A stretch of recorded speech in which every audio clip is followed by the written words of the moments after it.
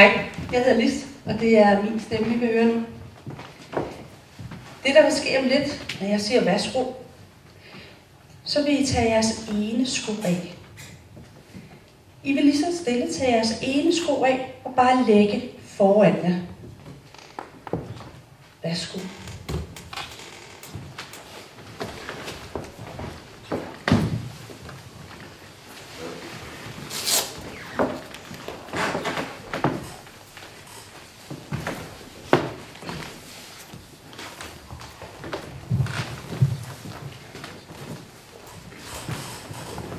Sådan, og du går bare dybere og dybere, dybere og dybere og dybere.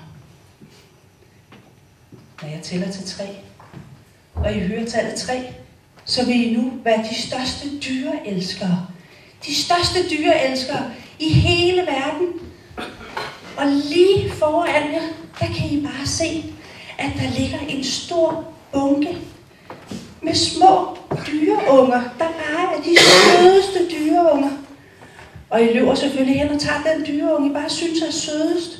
Og sætter jer tilbage på jeres stol og holder den her lille dyreunge i jeres skød. 1, 2, 3. Værsgo.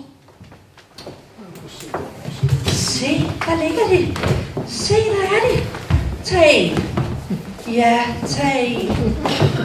Kom, sæt dig her tilbage. Nej, hvor er de søde. Nej, hvor er den fin. Hvad er det for en her? Det er en lille ræveunge. En ræveunge. Nej, hvor er den sød. Nej. Og hvad er det for en, du har der? Hamster. En hamster.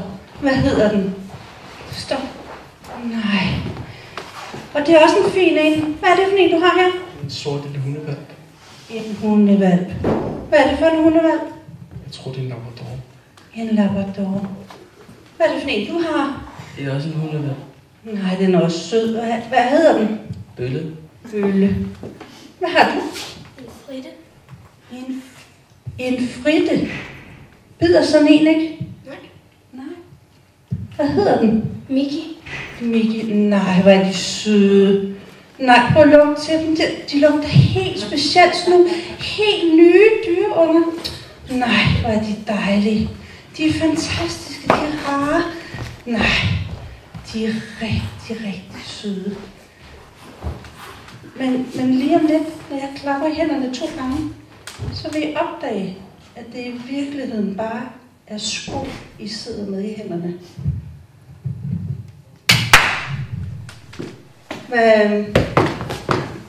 Hvad laver de? Det er sko. Det er sko. Sad du og lugtede til den der sko? Ja, Hvorfor det? det virker som sådan en god idé. Okay.